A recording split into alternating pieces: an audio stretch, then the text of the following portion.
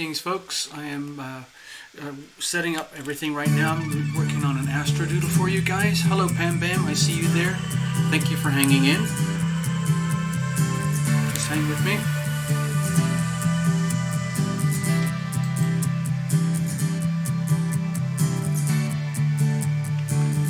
Let's see now over here.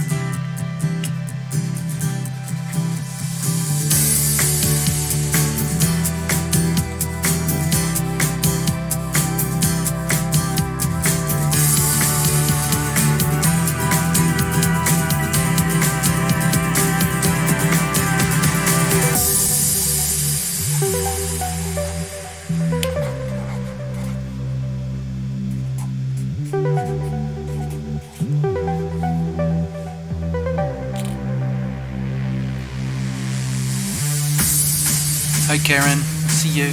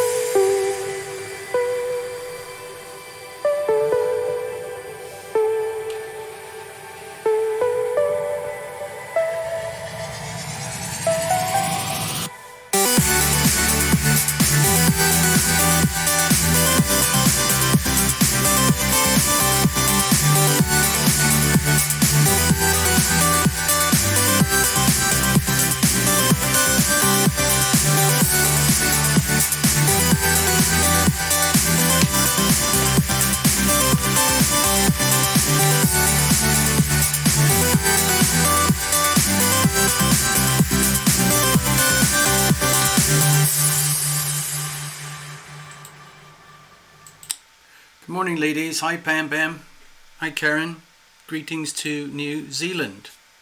I don't know who else is here. I can't really tell. Sometimes people show up, but they don't sign in. But that's okay. We're just doing this for fun. So, sorry about the bumpy start. The internet crashed. There's so many things that, have to be working correctly for the show to actually come on live. And some things I don't really have a lot of control over, but we do the best we can anyway. Also, guess what? We can blame it on the retrogrades. We have Mercury retrograde right now. We still have Uranus and Neptune retrograde, and so on. And also Mars is still retrograde. So that's a lot of retrograde action here, here, here, and here. Now, as you know, typically like I do this, I often put out the red alerts first of all, because that's where our challenges lie. This is where we can, have the chance to grow and evolve and adapt and change so that we can thrive. But we learn through our challenges, through adversities, through the things that, aggravate us, the things that leave us with problems to solve, the things that sometimes fill us with fear. And we have options. When we have that fear, false evidence appearing real, we have options to fight or flight. We either deal with it or we just run for our lives and abandon it. And there's some very extreme stuff going on here right now. Today, for this particular show, I haven't actually made any notes. Typically for my Little Wednesday show, I make a whole bunch of notes. So I'm just going to draft up a few things as we go along. Now, let me just add here. Hello, Love Triber. Good morning. Good afternoon. So, in case you're not aware, Pam Bam is over in New Zealand, probably in the North Island. Clark is over there in New Zealand, probably in the North Island. Greetings. Love Triber is over here in sunny Las Vegas. Yay! And it's cooling down here in Las Vegas. So right now we have these interesting challenges going on here. We have this huge fat T-square, this thing here. It's actually a triangle, the way the angles line up, but people call it a T-square because it looks sort of like this. There's the bottom of the T, there's the sides of the T, okay? And we have a glaring opposition here. This happens, I think it happens roughly once a year, where the sun opposes Mars. And it's typically, hello Goddess Dragon Tarot Tribe, XOXO Goddess Girl, greetings. So every year we get this thing, and it's typically a very stressful time period for everybody. It's not just you or the Libras or the Aries, it's for everybody. This thing right now that I'm doing here, this is the Tarot Lumination Astrodoodle, as you know. I have to put my signatures on here, of course. Tarot Lumination Astrodoodles. So, you're probably starting to recognize by now when I put all this red stuff on here, those are like the weather alerts. I like to blame everything on the planets. Anything and everything that's not working in my life, I reference to the planets and I look for the hot spots, the trigger points, and how are they affecting me personally. So as some of you know, this is universal energy. Hello Marlena over there in South Africa. Greetings. Some of you know that I can move this around and I can change right now this is drawn for Earth. This is like the chart for Mother Earth today, where we always keep it on the 0 degree mark for Aries, okay? But this same alignment of planets would look identical for you, but in a different sign. For example, if you're a Pisces sun, moon or rising, you could have a chart sort of like this. And in that case, we will put everything on the horizon here, okay? If you're an Aquarius, you would put everything on the horizon over here like this. You'd have Aquarius in the first house, and you'd have Leo in the 7th house. And for the Capricorns, of course, it would look like this. There's the Capricorn rising, and there's the Capricorn 7th house. Here is the axis of relationship. Here is the horizon for everybody in Capricorn world. Over here, if you're a Sagittarius, the sacred geometry will look like this. Gemini on the 7th house, Sagittarius on the 1st. If you're a Libra, if you're a Scorpio, it will look like this. Okay? So that's the Scorpio horizon there, and that's Taurus on the 7th house. I'm just going through all the signs very, very quickly. If you are a Libra, of course, it looks like this. Hello, Cap Girl, Capricorn, Goddess Girl.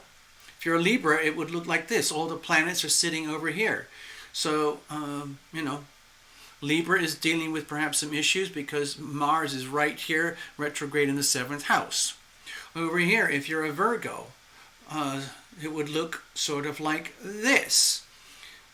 And this is the horizon, so sun over here, moon rising, whichever, and then Pisces on the 7th house, okay? If you're a Leo, it would look like this. Leo over here, Aquarius in the 7th house. If you're a Cancerian, it looks like this. So you can see just everything just shifts around by 30 degrees in terms of the sacred geometry. Over here, if you're a Gemini, it looks like this. Okay? And then we're back over to Taurus here. If you're a Taurus, it looks like this. Taurus on the horizon, Scorpio on the descendant over here. So the opposite, on the 7th house of relationships over here. And back to Aries, which is where we are right now for the whole of planet Earth. Here's the North Node over here. I'm not going to focus too much on that right now. I'm just taking care of the real basics. It's just, hello Deirdre, I see you. I'm just focusing on the basics. Now, if anybody really wants to go in this into real in-depth stuff, I actually do personal consultations for people, and mostly I do tarot. I'm a tarot channel, but I like to play with the astrology. I've been an amateur astrologer for a long time, and I love to play with this stuff because it's really helped me throughout my life. I have a certain chart, just like you guys. My chart has certain alignments, okay?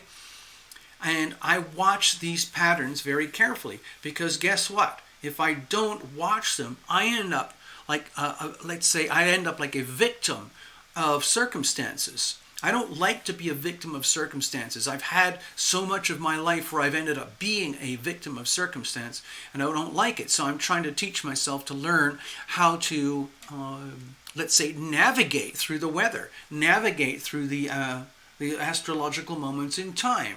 Now this is very simplified, like the really high-end professional astrologers. They have highly advanced computers where they can chart all the asteroids and the fixed stars and the esoteric points like the North Node and everything like that.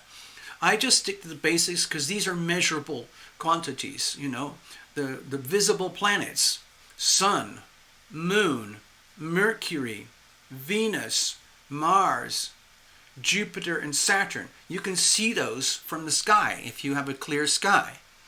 And we've been dealing with this for hundreds of thousands of years for humanity. Outside of those visible planets, we have Uranus and Neptune and Pluto. We can't see those. You can hardly even see them with a really good telescope, but they are there, and it's been proved that they are there. I've been very fortunate recently to be able to see very clearly, obviously the sun in the sky and the moon in the sky, but I've also been able to see Mars very clearly. It's very bright and red right now. And I've also been able to see Saturn and Jupiter very clearly. Jupiter is very big and bright. Saturn is farther away, but it's still bright enough to see it. Mercury, I haven't been able to track it so easily. And Venus, I have not been able to track that one so easily because that comes up very early in the morning over here. Anyway, I thought I'd point this out to you. So let me go over to the, let me just show you that I'm actually real and that I'm actually here. Greetings anyone else. If you're here and you haven't signed in yet, don't worry. You can just watch and observe. But if you want to participate, help yourself and sign in. All donations are welcome. You can go to tarotlumination.com and go to the donation button and put it directly into the donation page there. Okay, I'm just going to check in with you guys. Greetings. So, let's have a look at that astrodoodle a little bit more. I'm going to put it up over here. Watch this. I don't know if you can see it at all this way. Maybe you can, maybe you can't. Anyway, I'm going to focus on these hot spots here, especially the Mars thing over here, and here. And the whole idea is to help people to cope with whatever challenges they're feeling in whichever aspect of your astrology profile these things are actually happening. Okay, so let me go back. Yeah, I just wanted to check in, let you know I'm here. One of the first things I wanted to mention is that when I saw this all coming up to us months and months ago, I saw this thing over here, and I kind of had to go gulp because it's been in here for a long time, and it's still going to be in here for the rest of 2020. And Mars in Aries does not mess around. Mars is the sign of action, getting things done, doing what has to be done. And it is under a lot of pressure from the Sun right now and from Saturn, Pluto, and Jupiter. Mars can respond to the pressure with very, very active, very decisive, powerful, dynamic, well thought out, considered responses, okay? However, with this much pressure, it's extremely hard to be for Mars to be able to function at its best, especially when Mars is retrograde.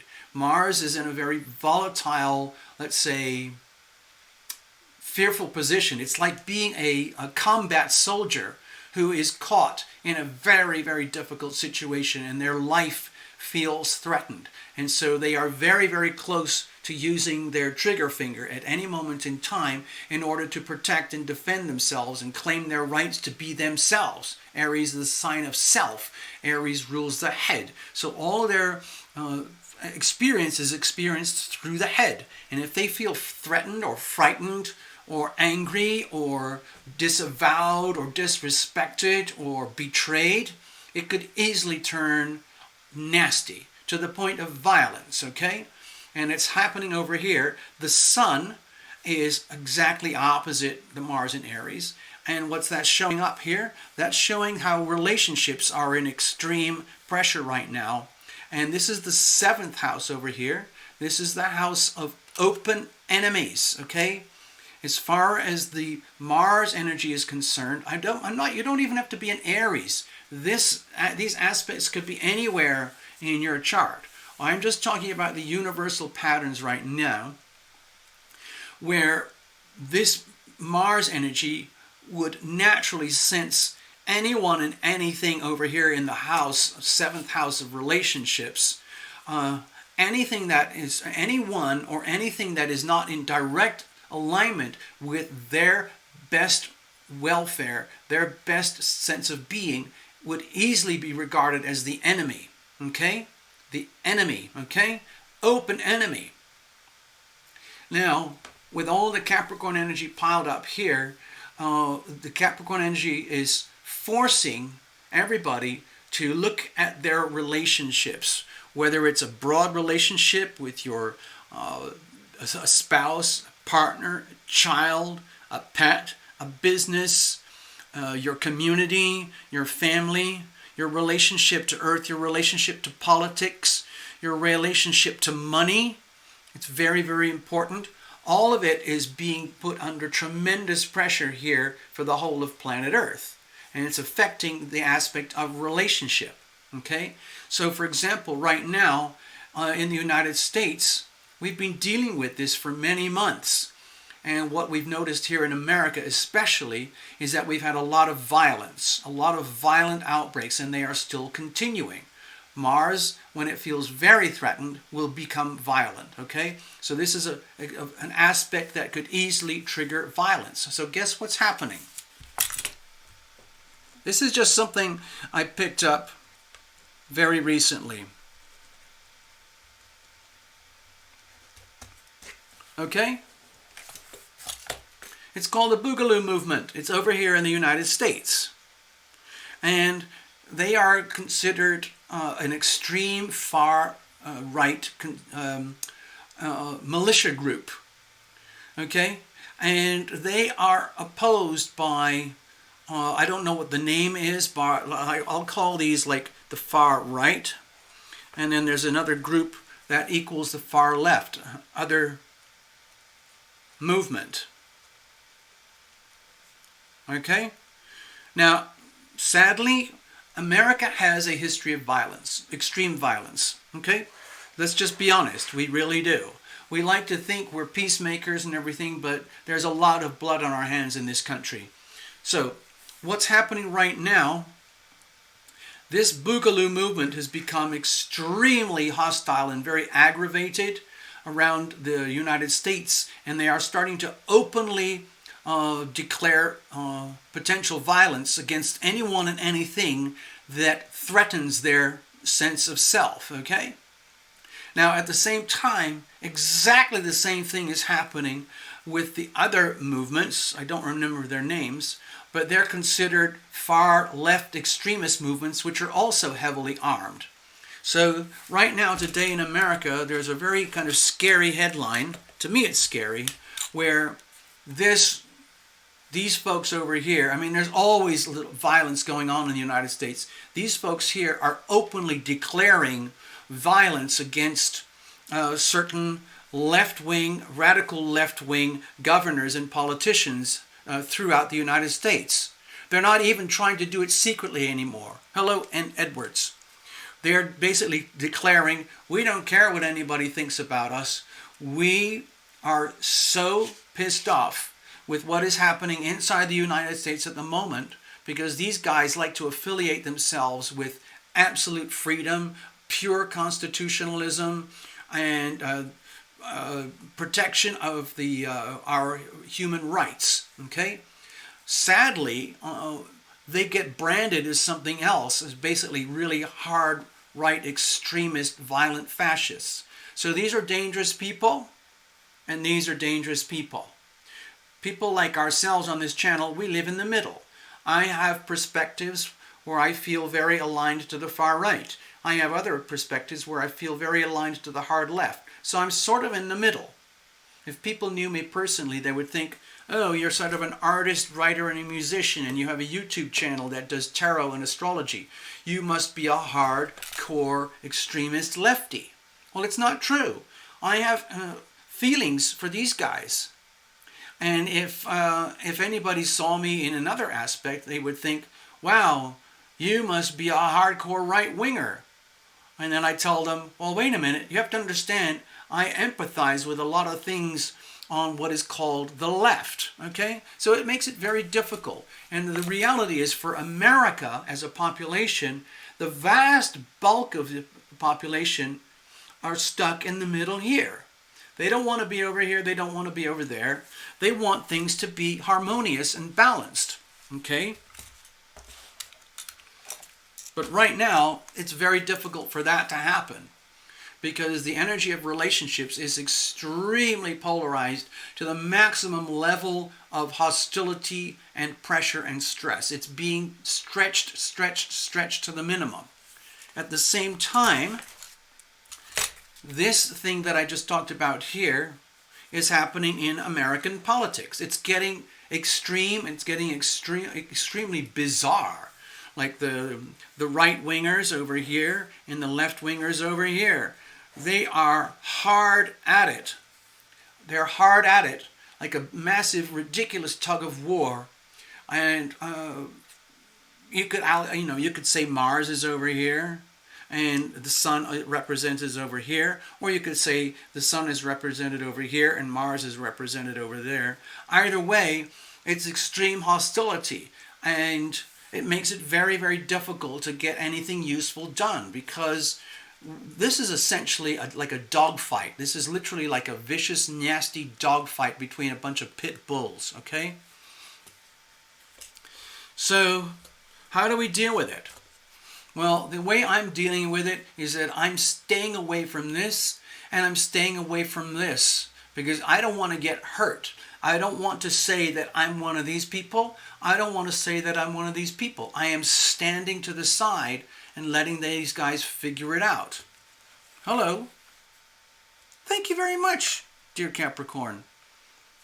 Goddess, Dragon, Tarot, Tribe, XOXO, Goddess, Girl. Thank you. You're very kind. So, I just thought I'd illustrate that right for now. Now, this very same dynamic that I've been talking about here, okay, this very same thing here, like, this is like really scary, scary stuff. These folks here are heavily armed, heavily armed, and they have the right to do so in the United States. It doesn't mean they're right, but they have rights. Over here, there are a lot of hardcore, heavily armed left-wingers as well, okay? We're allowed to do that in this country. So it's a kind of a scary country in some ways. So the wonderful thing about America is that we've kind of gone out of control. everything that makes America beautiful and wonderful has been kind of perverted and destroyed. It's very tragic to me. And I've shown this to you many times. I just have a little copy of this book because it gives me like a reference point where I can measure everything else. So this thing that we call the United States is under extreme pressure right now. And there are a lot of cracks that are appearing in the fabric of American society, the fabric of America itself. And that shakiness in the foundations of this thing, of the United States of America, has ripple effects across the whole wide world, for better or for worse. Some of the scary things that are happening right now across the world, I could also talk about like this. For example, let me do another thing here. I should probably qualify this, but China has a very strong Libra Sun dynamic, okay, over here. Let me see if I can find their chart. Here's a Trump chart. Here's the United States. Here's a China chart. Let me just show you this little China chart, okay? We'll probably use this over and over again. China, let's say the birth date of China is the 1st of October 1949. That's when the Chinese Communist Party officially declared itself to be China, okay? So that's the best way we can identify China today. And the Chinese Communist Party, the CCP, as you know, is extremely abusive, violent, but it also has, in theory, it has really good intentions. It wants peace, it wants harmony, it wants social stability, social justice, social balance. Look at this, the sun is in Libra. Mercury is in Libra, so they're very good at communicating what they feel they need to communicate. However, Neptune is sitting right there. So for China, you have to take it very, very, very carefully, because wherever Neptune lies in your chart, there's the chance for disappointment, deception, betrayal, delusions, illusions, lies, disease, falsehood, corruption, massive perversions, okay? And so guess what? Look at the characteristics of China. They have this incredibly amazing, expanded, glossy image right now. But as some of you know, China is in very deep trouble with its economy, with agriculture, with food, and with its internal politics. The actual people of China, the actual Chinese people, a lot of them hate the CCP, okay? They literally hate it. There's a huge movement right now. There's about 370 million people in China who have openly declared they want to see the end of the CCP. Okay? That's a very, very scary thing to do. It's even scary for me to talk about it on this channel. Okay? So, let's go a little bit deeper. Just pretend this is Libra right now. So, the sun, okay, the sun right now is sitting right on top of the China aspect. So in terms of synastry, in terms of transits, the sun is sitting right here. So the sun is lighting up, from a solar perspective, anything and everything that is great or horrible about China. So in other words, we're getting a glimpse of this, which is exposing all of this. So if you look at the characteristics of China on a larger scale, what you will find, and what I notice, and which I find to be very disturbing, is that there's a very powerful alignment here between Mars and Pluto in Leo. Okay? So if you think about Pluto in Leo feels that it has the right and the duty to be creative, bold, self-expressive, the boss, in charge, kind and generous. And Mars is very proactive, very dynamic, can be very, let's say, motivated, but also, if these aspects are challenged, this can become a very ugly situation here. Mars conjoined Pluto can indicate a strong, let's say, preponderance towards extreme violence without having to provide any explanations, because Pluto assumes absolute power. And so when Pluto and Mars are working together in harmony, it's very powerful and very effective, okay? Which is what's happening with China. They've become an incredibly powerful, very effective global economy. However, and that's the sweet side, okay? That's the sweet side of the Libra-Leo sextile harmony over here. You see that little green spot? Now, at the very same time, we have Mars and Pluto conjoined very tightly in Leo with a very, very tight square to Venus in Scorpio. So relationships in China tend to be very intense, profound, very, let's say, what's the word? Like almost like deeply into the guts and the souls of nature, to the point where, if you think of like Scorpio energy, it's extremely passionate. It likes to devour its mate, and it likes to be devoured by its mate. The Scorpio energy wants complete and utter soul merger. Venus in Scorpio is not interested in a quick hookup or any kind of like flirtatious, frivolous kind of relationship. Scorpio is full on total soul merger, the disappearance of self into other, the disappearance of other into the self. That's what the Chinese Communist Party wants for its people. It wants complete sublimation, subjugation of its people to the Chinese Communist Party. But it has to be, what's happening, it's being done under extreme violence, okay? So the shadow side of the Pluto-Leo thing here is being expressed as extreme violence. China has no apologies or problems displaying extreme violence against its own people. You've seen it all in the news. I don't have to explain that. So this is a very disturbing alignment as far as I'm concerned, okay? And it is being exposed because when you look at China from here, just from the solar aspect, it gives you a tremendous glimpse to the inside of the larger picture of China. And what they like to present on the outside is an extremely hyper-controlled, highly unified, completely, let's say, focused agenda where the leaders have absolute command and control. Okay? The reality is it's an abusive system. Okay?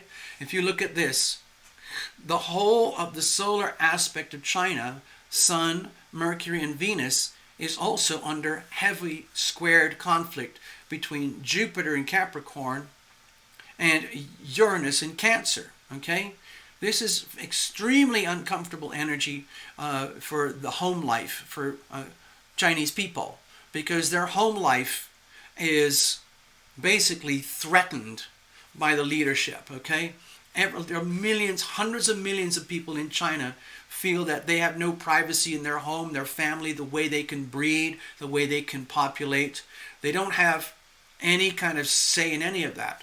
And with Jupiter in their 12th house, that indicates to me that deep down, for all the wonders of China and the amazing things that it does, and that it provides to the rest of the world, it's built on a very, very sick, disturbing, what I would say perverted relationship dynamic, okay? So, if you look over here, the transiting Mars is sitting right on top of the Chinese North Node. So China is feeling incredibly emboldened to basically force its agenda. Force, including violence.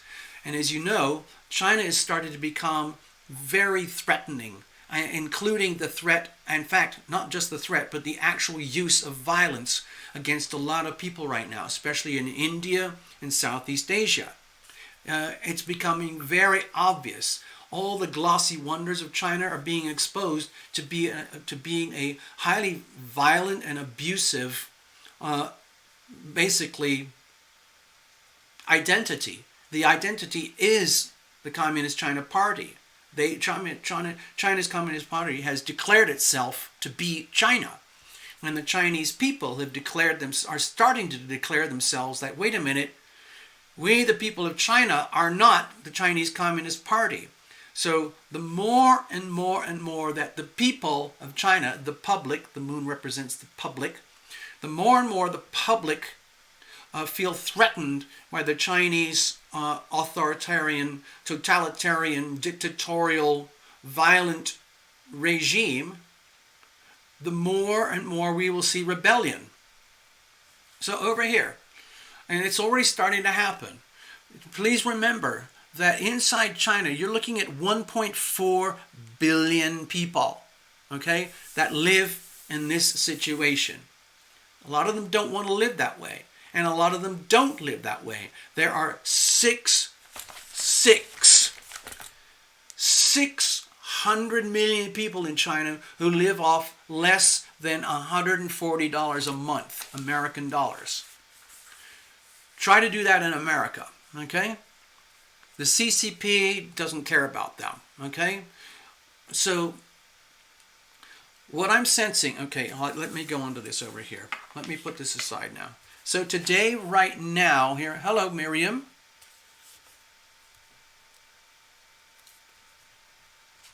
Okay, I see your notes there, Karen. Huh? So I'm just looking at your notes, Karen, about the big fight between the Libras. Yeah. So Libras, for example, if you really want to get at it, Libras are very, very susceptible right now to experiencing violence, hostility, disruptions, extreme aggravation and agitation between the Libras and other people, okay? Because the relationship axis goes both ways. So the Libras would be experiencing hostility from other people, including other Libras, okay? And the Capricorn energy is forcing all relationships to be accountable, okay? What is actually going on in the relationship that is triggering such hostility? What is actually going on in the relationship that is healthy and good? Because we can learn so much from this. Hello, Path. I see you. So, these little tiny red scratch marks on the Terra Lumination Astrodoodle are an indicator, what I use to explain a lot of things that are happening on Earth right now. For example, the relationship dynamics between countries, okay, different nations. It's experiencing this very, very same pressure right now. Now, when you're talking about countries, you're also talking about the money and the economy and the populations of these countries. So let's look at the money aspects.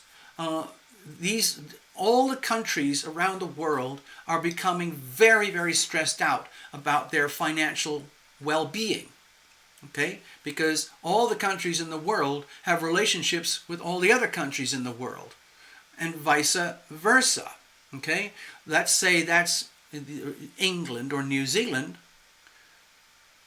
and they experience the same pressure points as everyone else.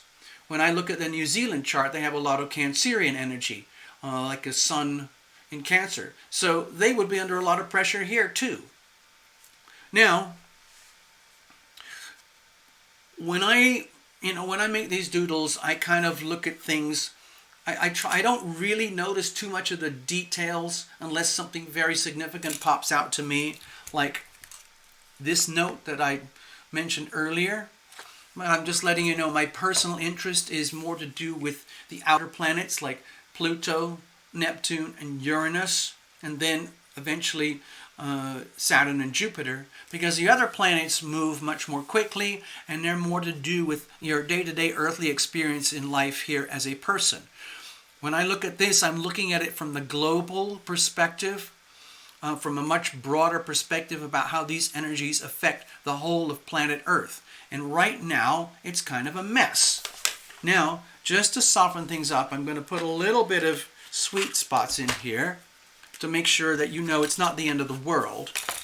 So we have a lot of sweetness going on between, let's see, where is it? Over here. The Scorpio Virgo energies, okay, like this, because they're very harmonious together. And also the Virgo to Taurus energy is very sweet. And we could add a little bit from here. Okay, so as you can see, it's not the end of the world. We're getting a little bit of a reprieve right now while the moon is in Virgo today and for another day or so. But eventually, towards the end of this week, I think it's the 16th, something like that, of October, we're going to get the moon in Libra over here. So that's going to be a Libra new moon. Guess what? All of this is still going to be in place. And now we're going to put the moon over here. So there's just going to be this, for the next couple of days, if you feel that there's kind of like maybe a bit of a depressive kind of lull as energies fade and you feel maybe a little bit powerless, a bit scared, a bit sensitive, that to me is normal at the very end of a lunar cycle. Like this would be a lunar cycle, okay? 28 days. And for example, over here, we're starting with a Libra new moon at the end of this week. So that's going to take us to a Scorpio new moon in another 28 days, at which point the Scorpio sun will be over here and the Scorpio moon will be somewhere over here. Okay? So that's going to set up a whole different astrodoodle, but we're not there yet. Today we're just dealing with the present, the now. Our power lies in the now. So how are we dealing with all of this? Personally, what I'm doing is I'm giving myself a break. I'm allowing myself to basically be very sensitive and withdrawn, and I'm just focusing on chores for self-care, self-love, maintenance. When in doubt, clean something. That's what I tend to do. Virgo energy, it likes to, make things work properly, like cleaning things, tidying things. So probably for the rest of today and the next couple of days, I'm going to be focusing on very simple, personal, private matters, okay? But when we get to the Libra new moon, we kind of get the end of the lull, and it's just like a tidal wave, like not a tidal wave, but the movement of tides. So like when you get a new moon, it's typically the quietest, most serene moment in the lunar cycle. And then it starts to pick up again, and you start to see it in the sky. You can start to see a little sliver of the moon when the moon starts to become over here, and you'll start to feel it. And what will happen, my intuition tells me, is that the energy of dysfunctional relationships will become even more amplified than it is now. In other words, the moon is going to go over to here, and what will happen, it'll be new starts, new beginnings along this axis, wherever this lies in your chart, or your country, or your city, your town, your physical body, your personal self. This is universal, okay? This is universal. So my feeling is, like, for example, an easy way to describe it is the American elections, okay? USA elections. In case you're not aware, the United States is voting for a new president on November 3rd, okay? And the way I look at these charts and the tiny glimpses that I get from news and reports from friends and family and so on, this particular election is going to be kind of crazy. We've got, on one side, we've got this fellow Trump. On the other side, we have this fellow Biden. And that kind of very loosely correlates to the right-wingers and to the left-wingers. My personal perspective is that in the United States, we are basically granted the illusion of choice so that the United States Federal Reserve can do whatever it wants to do. Okay, you know from my other videos, the way I look at the United States, we live on a debt farm that is owned by the United States Federal Reserve, and it is operated and managed by the United States federal government. And so whoever is elected their job will basically to do whatever the Federal Reserve wants it to do in order to control America. So there is a shadow side to America and the American elections. And the way I look at it, this is a relationship dynamic that is incredibly stressed, incredibly volatile, and it's happening right now. And so when we start over here for the next 2 weeks on this new moon, we're going to go through a lunar cycle to the full moon, which looks sort of like this. Okay? Till we get to the full moon. So guess what happens around the time of the full moon? Let me see if I can do this from the charts here, or maybe I can illustrate it better.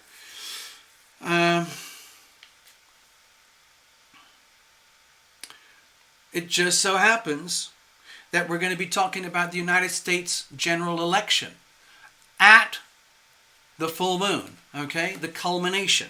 And at the same time, Mercury, which is currently retrograde, is going to be switching into direct motion at that same time. Okay, that is over here. Here is November the 3rd. You can't see it very well because it's tiny, tiny letters. But anyway, take my word for it. Mercury over here will be going stationary direct at that point of the election, at the same time that we have a full moon. So that's basically about just over 2 weeks from now. So as you can imagine, over the next 2 weeks, there's going to be a lot of volatility opening up inside America. A lot of it I would call political theater. But what happens in America, in the American elections, is going to affect the rest of the world, like it or not. It's going to affect China, Europe, Africa, Latin America, Asia, Southeast Asia, Russia, everybody, okay? So please, if you are an American, or even if you're not an American, please allow that there's going to be a lot of hostility and out of control politics going on as they get into this fist. Basically, it's a thug fest as they try to win the election. Eventually, someone will be elected, but it's becoming. A lot of people are aware now that the United States government has become so dysfunctional that it's very, very difficult to choose our leaders the way we are, designed ourselves to do, where we can elect our leaders to work for us. So what can happen is this election, I feel, is going to be kind of monumental in terms of history, not because Biden might win or Trump might win. And you remember when Obama was elected, that was a very big monumental election in American history. Guess when that happened? It happened at the time where Pluto transitioned from Sagittarius into Capricorn. A massive shift in global awareness. Pluto, 0 degrees Capricorn. It shook the world when Obama got elected. It shook America, okay? So we're coming up to something similar, okay, right now. But I would say it's a little bit more sinister, because the American economy has been supported by what I think of as a kind of a fraudulent system, fake money, let's call it. I don't want to go too much into that right now. We maybe should do other videos about that. But what it has done, it has created this extreme distortion in the population of we the people, to the point where America, the United States of America, has now become the very thing that it tried to escape 250 years ago when the United States was born. So it's happening right now, where we're seeing it right in front of our very eyes, the degradation. Like, we've got these essentially like dueling monarchies They are not like politicians who work for us. They see themselves as gods. And it's like a battle of the gods, the left wing versus the right wing versus the left wing, and somebody has to give way. In fact, if you look at diagrams of the Congress here in the United States, you'll see that it is extremely balanced. It's very much like, 49-51 or something. So it's a very, very balanced thing in terms of Congress. Okay? Now, as dysfunctional as things are in America right now, we built it into our system to allow for hostilities and every grievances to be aired in Congress. And that's exactly what's happening. But the thing is, normally Congress and like parliaments and governments and the political ruling parties of different countries and nations, the idea is to get things to work for the country, for the people, for the economy, for their money, so there is prosperity. But a lot of places it doesn't work like that. If you look at like Cuba, Venezuela, a bunch of the Latin countries in Central America, a bunch of the African countries, if you look at the Middle East, if you look at China, if you look at Russia, they have very different ways in which they operate. And the United States has sort of, I don't want to get too deep into it because I don't want to get too controversial here, but the United States has become so dysfunctional in its, let's say, so-called, democracy, where we have rights of free speech, that it's literally like a dogfight where they have literally got each other by the neck, and neither party is willing to let go. And so they're literally just like, they're so entwined that it kind of doesn't matter what side you're on, the left wing or the right wing. If you're on the right wing, you're going to blame everything that's wrong on the left. If you're on the left wing, you're going to blame everything that's wrong on the right wing. That doesn't help anybody. So I think what we're seeing here is we're seeing in the United States in particular a classic expression of the little red lines that I'm showing you on the Tarot Lumination Astrodoodles, where there's extreme hostility, extreme volatility building up under tremendous pressure to come to a reality check. Okay, all the Capricorn energy is putting a ton of pressure on the relationship dynamics between America and America. Do you see what I mean? American versus American. Boogaloo right-wingers, extreme, heavily armed. Extreme left-wingers, heavily armed. Right-wing politics, left-wing politics. They're basically threatening each other to the point of insanity. It's insanity. It's like literally like a slugfest. And it's going to get worse over the next 2 weeks. And when we get to the actual election, I don't know what's going to happen. But it's going to be a full moon. Sun will be in Scorpio. Moon will be in Taurus. Mercury will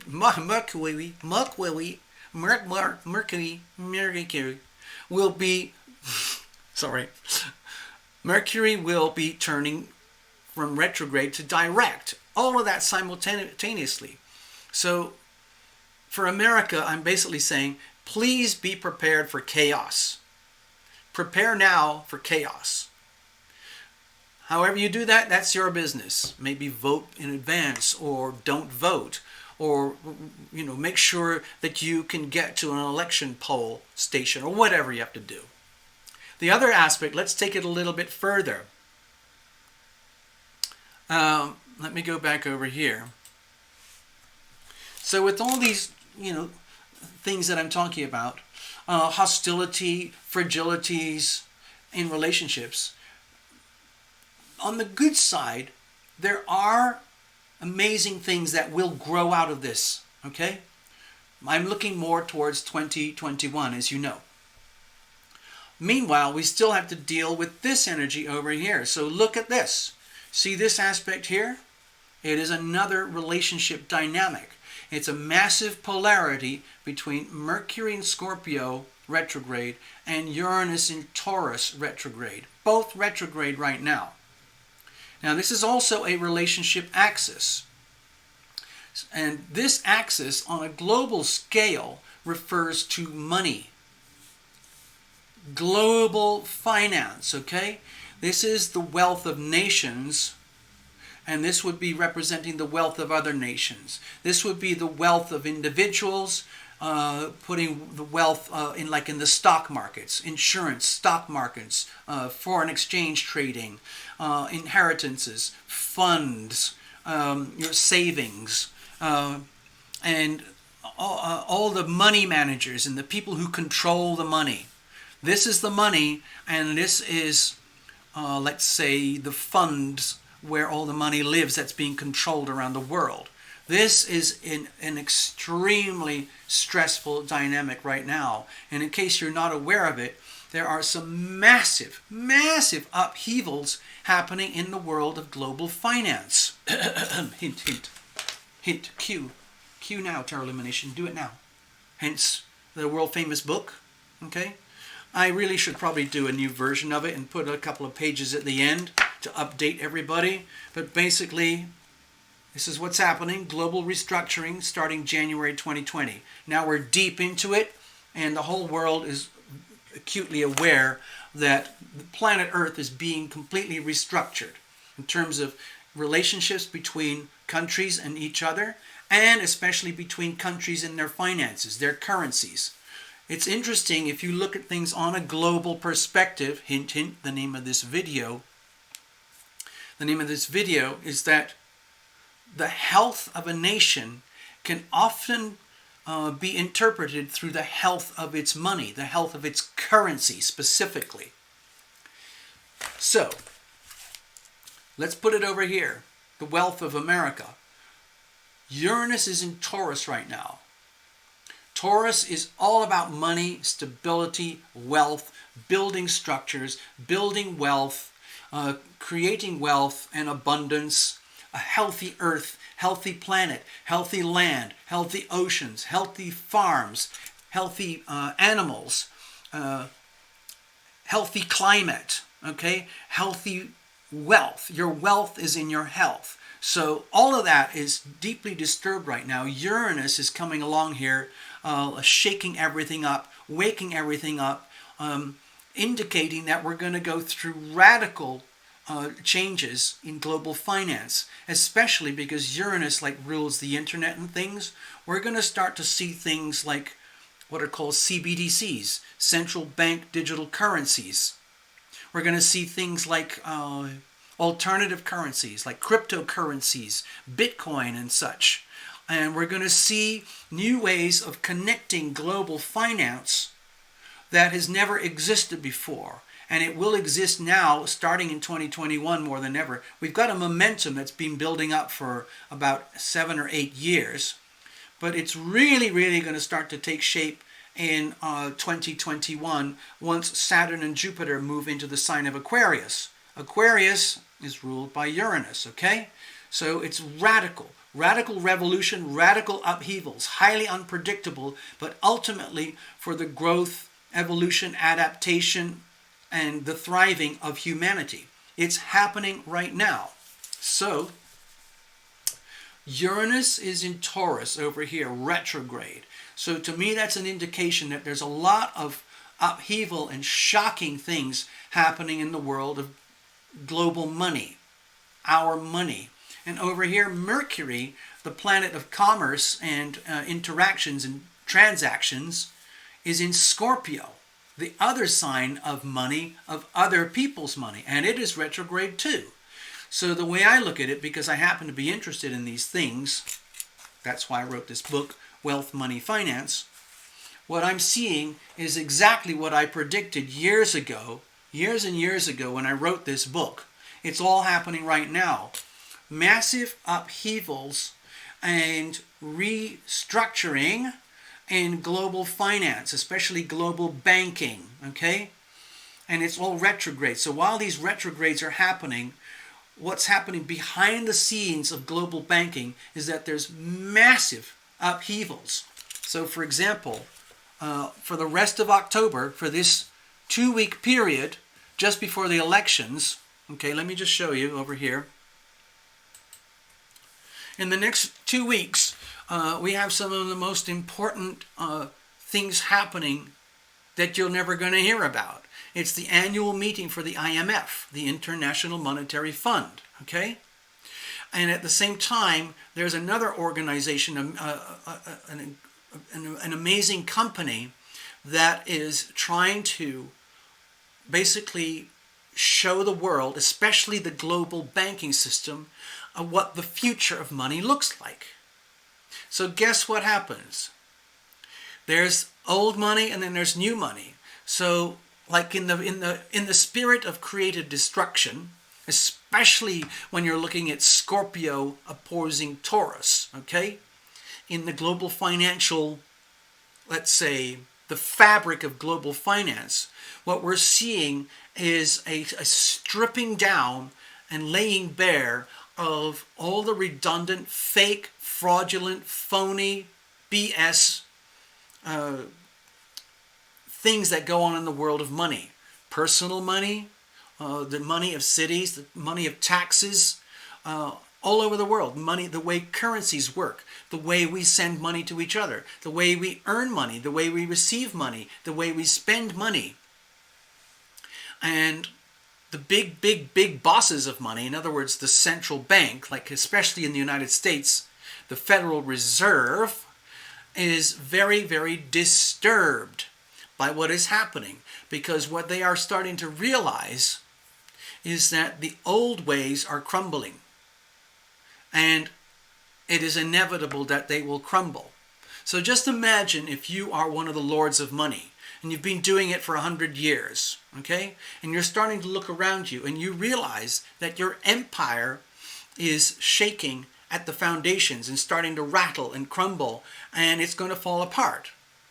And yet you have so much power that you decided, well, I've got so much power, I don't want this to go bad. I don't want this to happen. So what's happening in the International Money Fund, International Monetary,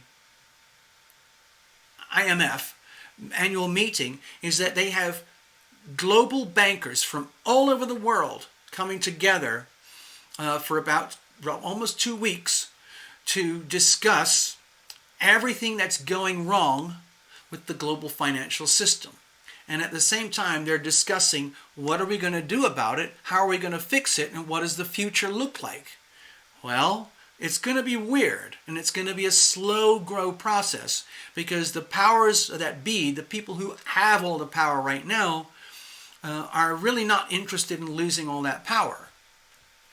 So they're going to do whatever they can to protect and defend their money and their power and their control over humanity. Okay? China is trying to do the same thing with its people. So, for example, in case you haven't heard about it, there's a thing coming out in America next year called the FedNow card, which is going to be like some kind of like a little debit card or something. And it's going to be the way that the federal government is going to start to impose its current power on top of the American population. Nobody knows if it's going to work yet, but that's what the Federal Reserve is planning to do. Because that's their best chance at retaining control and power over the masses. We have about 340 million people here. So they don't want to lose control over all of that stuff, because right now the Federal Reserve is the owner of America. America is a debt farm that is owned by the Federal Reserve and operated by the federal government. And everybody in the United States is essentially a debt cow, whether they know it or not. And now enough people have started to realize, well, you know what? I don't really like being a debt cow. I'm sick of it. We have a thing called the Constitution. We have freedom of right, freedom of speech, right to bear arms, the right to due process. And there are things happening in this country that have basically led to the complete dissolution of all this thing here, where we have the right to privacy. So right now there's honest money and there's fake money. Like the fake money is what we use in America called our currency. It's our dollar bills. They are just printed out of thin air. Money is what you believe it to be. If you believe having all those paper dollar bills is money, so be it. It really, really is like money to most people. In fact, it's just a debt instrument. It's just an IOU. But everybody uses them because everybody is in a consensus. They all believe it. It's a massive, basically optical illusion. It's a massive delusion. But enough people believe it that it becomes reality. Perception is reality. So there is a movement across the world that is looking for honest money. And it's already started to happen. And it seems to be happening mostly in the world of what they call cryptos. So, and it's a kind of a movement. And so what's happening, you've got this world of fake money starting to be counteracted by the world of honest money. I'm more interested in the world of honest money, so I'm trying to learn and grow and understand things about honest money, and so I can protect and defend myself, my privacy to transactions. Okay? So it's almost like America is trying to be China. That's why I call it Chinerica, because essentially the Federal Reserve and the federal government is trying to operate as though it is a communist totalitarian state. And a lot of people don't like that. Some people love it. There are some very big corporations, some of the very biggest corporations in America would love that to happen because that gives them, oh my God, absolute power and control. And some of those big companies are being held accountable now in Congress, but it's incredibly hard to hold these people accountable because they have so much money and so much power that they can shift global markets however they want. So there's a lot of this going on in global finance. Okay, let me show you over here again. Over here. So when I see this chart here, this indicates to me, this refers to the extreme instabilities and upheavals and radical new things that are happening in the world of global finance. It's happening exactly at the same time as this is happening. This is where the perspective from which I wrote my book years ago when I saw this stuff coming. This is the reality check police. This is global restructuring. This is good cop, bad cop, and the demolition team coming in to destroy, pulverize, and remove anything and everything that is obsolete, redundant, fake. So guess what happens? That's what's going to happen. So it's going to be kind of painful for some people. For example, there are a lot of small and medium-sized banks in America that are going to become redundant. And we're going to be just left with maybe 4 or 5 huge banks that answer to the Federal Reserve. And there are going to be people who won't understand or anything about it. They are going to take and accept their Federal Reserve card. But guess what happens with that Federal Reserve debit card? It's basically money that comes to you from the government. And the government's going to try and make that happen as much as they can. And the thing about it is that they have control over it. And it's the way they are, it's their new way of trying to own and control the debt farm, because they've already lost complete control, because they don't have any more ammunition in their toolkits at the Federal Reserve in terms of printing more money. The only thing they left that they can do is to continue to print more money, to completely destroy the value of the American dollar. Huge disruptions happening here. Creating havoc in the American population. It's basically like the destruction of the middle class and the working class, and the empowerment of the elites. You could say this is the elites over here, a little bit over here. So all of this stuff is happening simultaneously. And there's a good side, and there's a bright, beautiful side, and there's a very scary, dark side. And they're happening simultaneously. And so since I'm one of these people, I want to be happy. I like to feel rich. I like to feel abundant. I am making it my personal business to try and learn all this stuff, understand all this stuff, so that I'm not a victim. So, for example, like in China, they have already issued their CBDC. They're already testing it and it's already working. So it's basically like a debit card, you know? Literally. You just pull out a debit card. I'll just put out something here. This is your typical debit card. Just imagine that one of these comes from the government, direct to you. And your money gets sent there. Like if you have a tax rebate, or you have a welfare program, or you've got Social Security, or you've got benefits from the CARES Act, or something like that. It's going to come in a little card, and the government's going to force you to spend it as fast as possible so that they can do it. Because if you don't spend it, they're going to program it digitally. Because it's digital money, they can program it such that if you don't spend it on the things that they want you to spend it on, the value of that money will decrease or disappear altogether. So it's a terrifying thing. And of course, they're tracking every transaction. So they're going to be aware of everything that you do, how you do it. So, for example, can you imagine a massive database like the NSA tracking all of your transactions? Like, oh, I just went to the grocery store. Oh, I went to the liquor store. Oh, I bought some Bitcoin. Oh, I gave some, I paid, I bought something on Amazon or whatever. They can track everything. And if they don't like what you're spending it on, you get penalized, which is the same thing that they're doing in China. They call it a social score.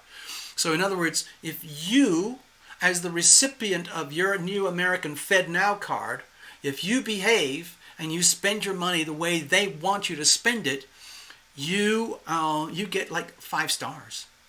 Yay! If you misbehave in such a way that, let's say, you try to take that money and do something with it to privatize it, like say you want to buy a gold bar, or you want to buy you just want to cash it out for hard paper cash. It's going to be very, very hard to do. So that's one way that the big boss controllers are going to try and maintain and increase pressure on we the people. And that's going to happen all over the world. Every freaking country in the world is going to have a CBDC, central bank digital currency. And that's what they're talking about right now at the IMF annual meetings. How are we going to keep the old thing going while we build the new thing? Do you see what I mean? It's very tricky. It's very complicated. And there's another body of people who are trying to put everything on a global scale, global finances, back into a world of honest money. Money that is aligned with we the people, as opposed to money that serves the gods of banking. Instead, it's more about money that retains its value. Like the value of my US dollars over my life has gone from here to here. And the price of everything has gone from here to here.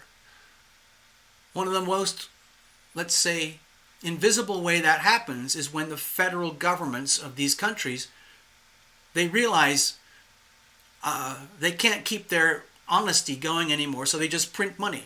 And so the whole world is doing it. As of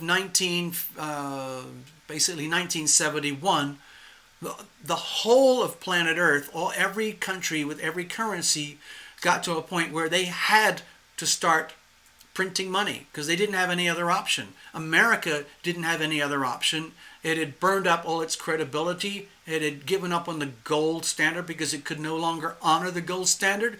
So they had this thing called the Bretton Woods Meeting, 1944. And it was an agreement by all the world's big top bankers that we've got to do something. We have to create order. We're going to have a gold standard, and we're going to have the United States as the world reserve currency. The American dollar is connected to gold. And everybody shook hands and agreed, and that just allowed the world to kind of take off again after World War II, and economies were rebuilt, and the world kind of restarted all over again. And by the time they got to 1971, that whole system collapsed because there was just too much lending, too much borrowing, to the point where nobody was accountable anymore. And so the solution was, let's just get rid of the gold standard so we can just print money to infinity, and we'll just keep the dollar as the reserve currency. And everyone was like, oh, no gold? How do we account for this? Well, you have to believe that the American dollar is the next best thing to gold. So everybody kind of went, oh, okay. So, when you have what are called floating currencies, as opposed to a fixed currency, like if this is the price of gold and this is the price of the dollar, and the price of the dollar is fixed to the price of gold, it's fixed. But when they took away the gold standard, the American dollar could just do whatever it wanted. And so if it went like this, it destroyed the personal economy at home. If it went like this, it boosted American exports. And so there's this battle. And so America was doing this, and so every other country had to start doing this. Otherwise, you can't compete on a global scale economically. And ever since 1971 until today, that's what we've been doing all across the world. But the game is up. The game is over. It's not just with America, it's the whole world. Everybody is in debt to everybody else. It's novo nostro, nostro vostro. How much money do I have in your bank? How much money do you have in my bank? Let's have a look at the accounting. And if you actually look at the books, it's a disaster. It's global bankruptcy. And so nobody knows what to do. Some people are saying, hey, we need like this thing where let's cancel all debts. Let's make the gold standard. Let's make everybody nice again. And everybody shakes hand. We'll have a universal currency just called something, and everybody uses it. Okay, it's a great idea. It's a very utopian, beautiful thing. Imagine Uranus in a Taurus, and that's great. And so what's actually happening now is that there is a movement to create a kind of a universal tool that connects all the money in the world without having to go through war. Okay? So we'll see what happens. It's too early, but that's what they're talking about over the next 2 weeks in Europe at the IMF annual meeting, and over in the United States, I think it is here, where they're having this meeting for the alternative money people.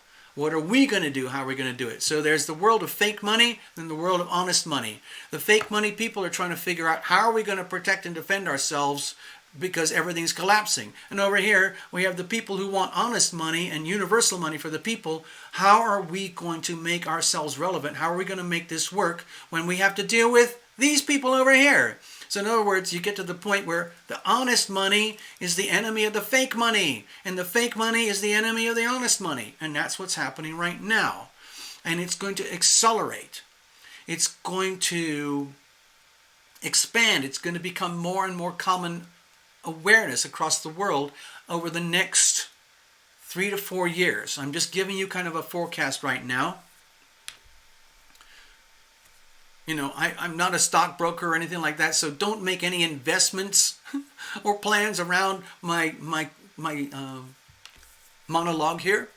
But the way I see it, Jupiter is going to be moving into Aquarius. Saturn is going to be moving into Aquarius, starting almost exactly at the beginning of 2021. That's going to really shake things up, okay? And Pluto is going to stay there in Capricorn for about the next 3.5 years or so. And then when Pluto, I'll just do this again because we did it on another video.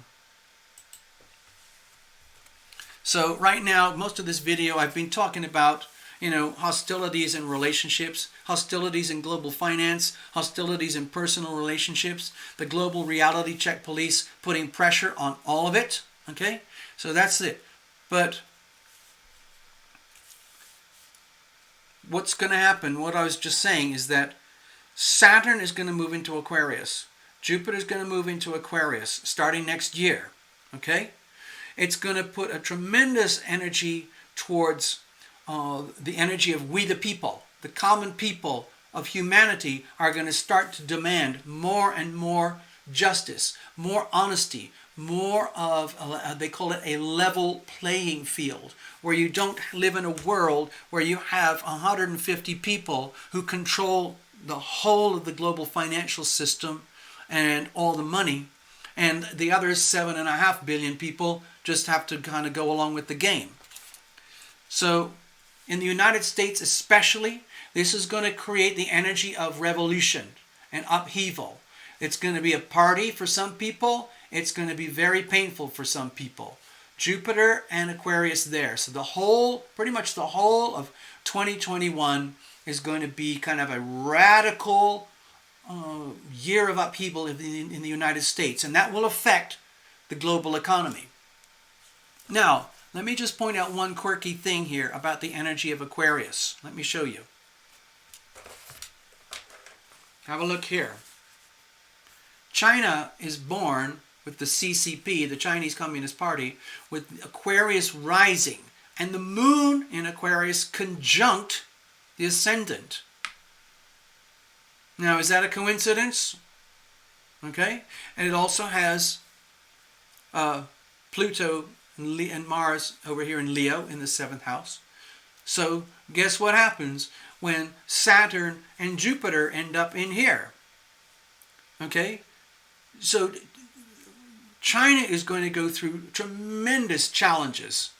A lot of pressure on China when Saturn goes onto the ascendant here for a 2.5-year period. And at the same time, China is going to be on a total roll. It's just like being like having a really exciting, fun roll in a casino where everything seems to be going great. So there's two contradictory energies. The way I look at it is that the people, the masses, the Chinese people themselves, are going to start to revolt against the CCP and their extreme, aggressive, abusive, totalitarian system. And the more revolution that occurs here, the more the CCP will resist. Okay? And they will use violence. Okay? So for all the sweet talk from over here, there's going to be violence in the background in order to force their agenda. And their agenda is total world domination. So watch this, okay? Let me see if I can find it.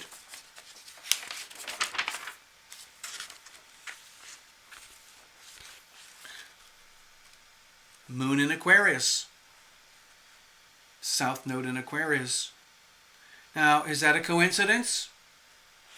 North Node in Leo. So, the United States, this is a chart of the United States. The United States, I would like to say, birth is 4th of July, 1776. This is the universally accepted chart for most astrologers for what the United States would look like. I'm just pointing out a few things here.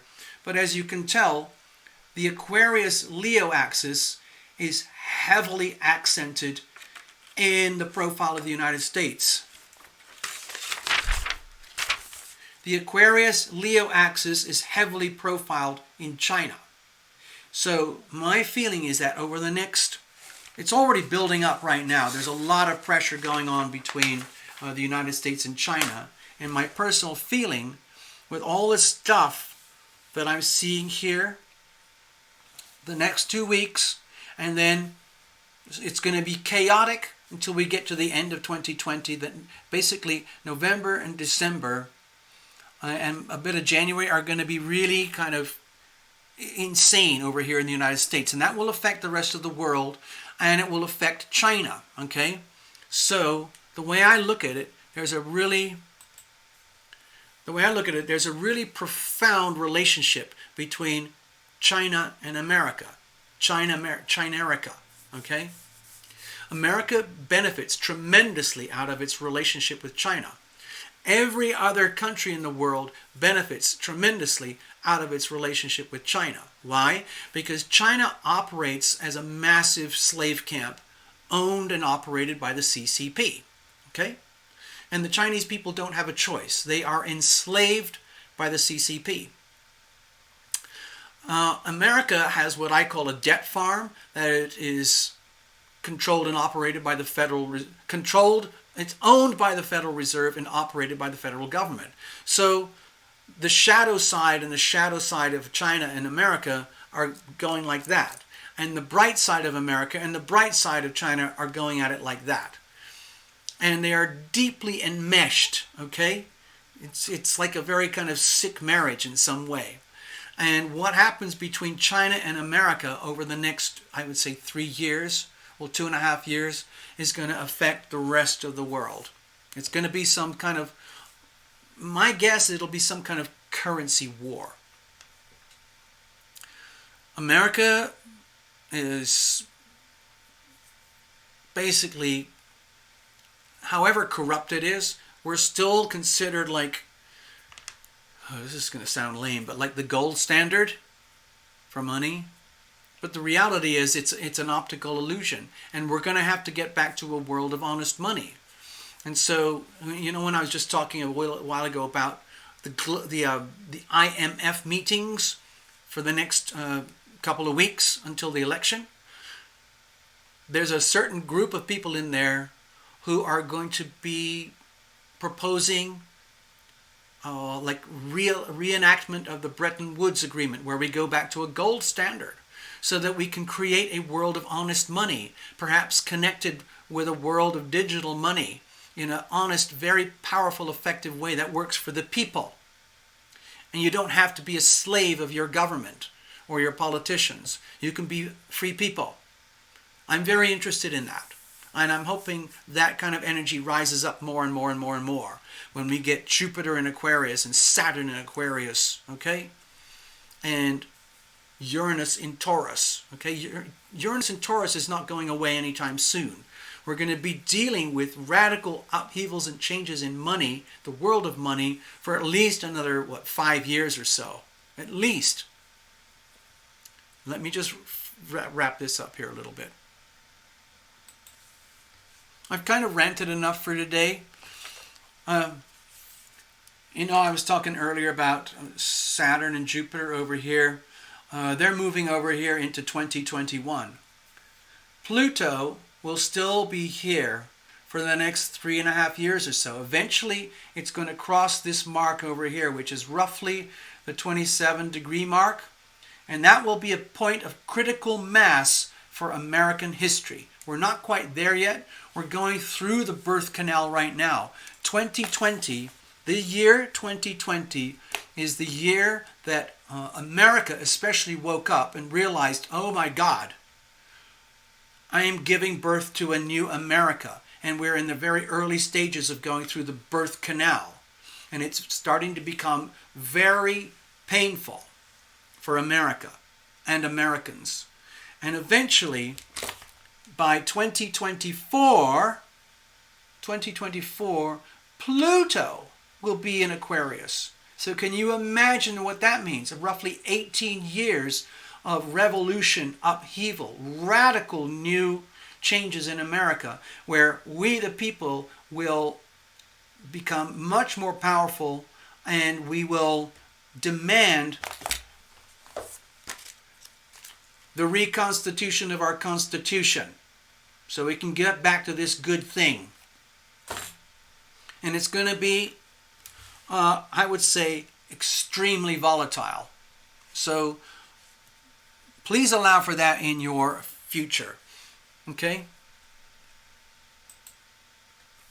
I'm just sharing tips that I discern for myself when I look at the planets and I study things from afar, from a vast, vast perspective, way, way out here. And then I have to find a way, how can I turn that into words and bring it down in such a way that I can put it on a little YouTube channel over here on planet Earth. See this little thing over here? This is my space station. This is actually the Terra Lumination space station. It was funded by Elon Musk. And, I have to, have lunch with him every now and again to say thank you. But otherwise, he basically gave it to me for free, and I operate everything from here. Sometimes I hang out down on Earth, as you know. But this is what allows me to take things from a global perspective and then kind of bring it down into little nuggets that you could call a YouTube video, or like the things that I share here. So I'm doing the best that I can to help you guys protect yourself, protect your privacy, protect your money, protect yourself. Those are really, really important things. We're building up to it now. but that whole theme of privacy of your money, privacy of your transactions, privacy of yourself, and maintaining those rights is going to become much more front and center in the United States, and it's going to affect the rest of the world. It's going to affect global currency, global money, global markets, global economies. There's going to be huge shifts and changes. It's inevitable. If you go back roughly 250 years or so, sure, we had the 4th of July 1776, which was tick-tock, tick-tock, tick-tock, the moment in time where they decided, this is it. This is what we're going to do. We're going to call it out. And then, over the next 20 years or so, things became very, very turbulent as they realized they had created something very special, and they have to put it down on paper. Oh, we need to make this much more clear, and that's when they created the Constitution, the first draft of the Constitution, drafted in, what was it, 1780 something? Hold on. I can't see the dates from here. I guess I could find it out. But please allow for that, okay? There's going to be a lot of shifts, a lot of upheavals, global finance, global politics. A lot of it is going to happen in terms of live theater. You're going to see it mostly like between China and America, but it's going to affect the whole world, okay? Every country in Europe is going to have a CBDC. And everybody in Europe is going to want to have something else besides the CBDC. They're going to want honest money. Same thing in America. Same thing for everything in Latin America, Canada, everyone in Africa. There's some amazing things going on in Africa right now where some of the poorest people are being given a chance to actually transact and using digital money. It's still very new. And they're trying to do it in China. It's still very new. They're doing it already in places like Estonia. And soon it'll be Lithuania and Latvia. And they're already in Italy. They've already got hundreds of banks are already operating on these amazing new systems. Okay? So it's very, very early days, but it's happening and it's not going to go back. 1787. Thank you. Yeah, the first draft of the Constitution, 1787. So that's going to happen, let's see, 2021, roughly during the time of Pluto in Aquarius, okay? So I'm kind of projecting here long term, but that's kind of how I am built. I often feel things from a very broad perspective, and then I struggle, like, how am I going to actually get through this next day, this next specific day, when my whole body, brain, and spirit are connected way out into outer space? If you saw my chart, you'd understand. So it's my biggest challenge is trying to survive here on planet Earth with anything that looks like stability, health, harmony, privacy, and so on. But you work at it. So anyway, I'm going to stop ranting now. I'm just going to say hi to everybody. Let's see who's there. So that's pretty much the end. I hope you got something out of this. Share it with your friends. Oh yeah, I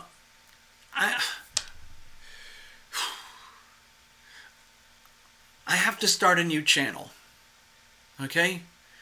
It's going to be I don't know how to say it, but I don't want to like depress myself, but to me it looks like it's going to be a long, slow, bumpy ride to create a new channel, and then eventually have to migrate from this channel to the new channel. It'll look almost identical, but it will have a higher degree of function, because this channel is no longer functional as a channel in terms of, the metrics and the way the platform works, which is kind of heartbreaking for me. But I've had a professional analyst look at my channel, and they said there's nothing you can do. Your channel has been heavily penalized, and they said, were you ever flagged or blocked? And I said, yes, many times. They said, well, your channel has all the characteristics of a channel that is heavily penalized according to the algorithm, and there's nothing you can do.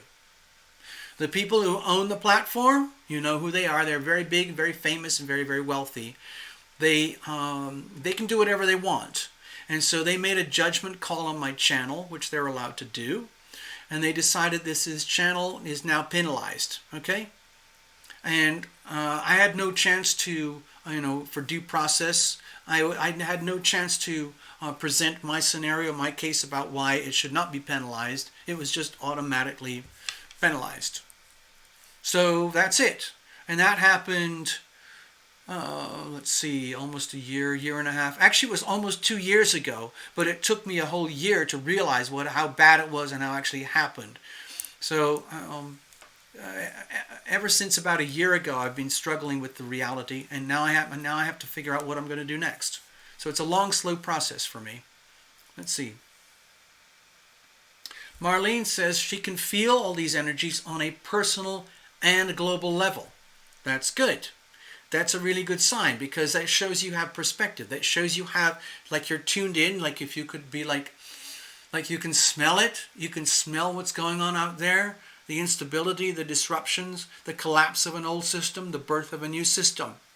So that happens on a global scale with the countries and on a personal level, right down to the very person of yourself. It's affecting all of us. That's why 2020 is such a monumental year.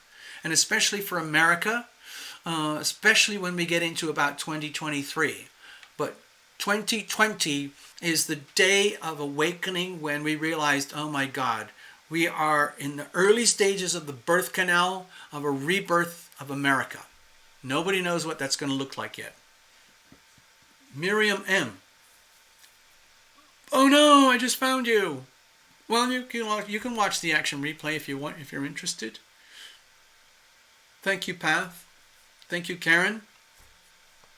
Yes, Karen, you clean when you procrastinate. I clean when I need to start working out, but I'm tidy and cleaning.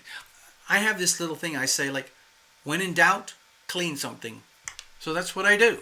Like, if I'm really stuck on a problem, or if I'm really stressed out about love, relationships, readings, finance, whatever it is, and I can't cope, I just kind of go, and then I'll go and clean something. Whatever it is, do some dishes, or clean the computer, fix the computer, or do something in the garden, or whatever it is. Just fix something and clean something so that it works better. And then it recalibrates your body into feeling good again. Well done, Karen.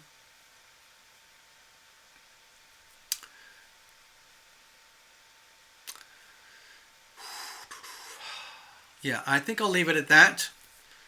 We all have lives to live, places to go, people to see, things to do. So I'm going to kind of exit over here with some... I'm going to play a little Tarot Lumination song called Waiting. I'm doing a lot of waiting right now because we still have quite a few retrograde planets, and I'm making it my business to kind of stay in the background while all these turbulent things are happening on Earth, because I don't want to get stuck or caught out in things that I can't handle. So I have some very serious stresses in my own life right now, but that's my business, and I'm going to do everything I can to figure it out. And I just urge you to do the same. It really helps to reveal it to heal it. If you know that there's a big problem with relationships or whatever it is, reveal it to heal it. Name it. Put a name to it, identify it, and put it right in front of you. And then you have a chance for healing. You've got to reveal it to heal it. Okay, so I'm going to wrap it up. I'm going to put a little song on. It's called Waiting. Waiting on the will of heaven today. It sounds like this. It's a little, I call it like white reggae.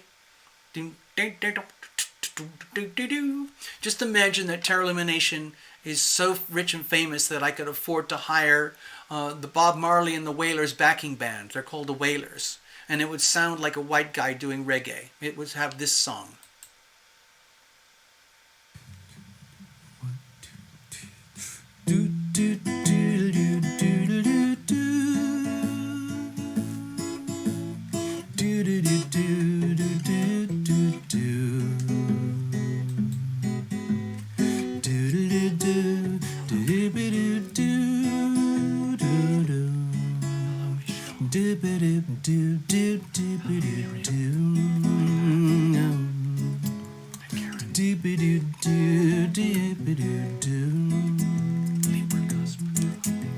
I'm waiting on the will of heaven today.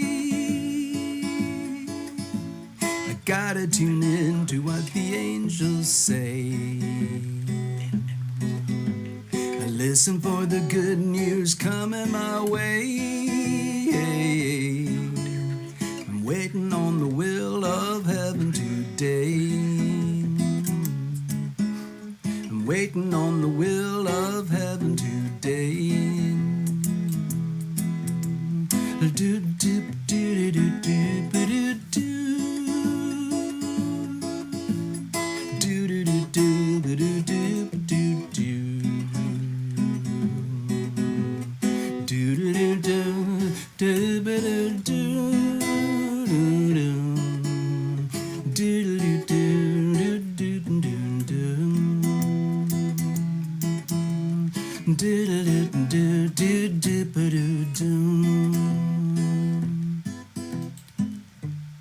Walking in circles, feeding all the birds, climbing up a mountain, looking around. Yeah, yeah, smelling all the flowers, staring at the moon. I listen to the waves come crashing down, down. Whoa, whoa, I'm waiting on the will of heaven today. I gotta tune in to what the angels say. I listen for the good news coming my way. I'm waiting on the will of heaven today. I'm waiting on the will of heaven today. Smelling all the flowers, staring at the moon. Listen to the waves come crashing down, down. Walking in circles, feeding all the birds, climbing up a mountain, looking around. Yeah, yeah, yeah, I'm waiting on the will of heaven today. I gotta tune in to what the angels say. I'm waiting on the good news coming my way. I'm waiting on the will of heaven today. I'm waiting on the will of heaven today. Do do do do do do do do do do do do do do do do do do ba do ba do do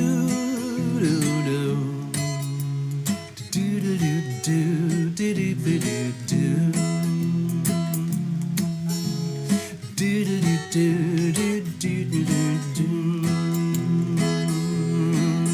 I'm waiting on the will of heaven today. I gotta tune in to what the angels say. I listen for the good news coming my way.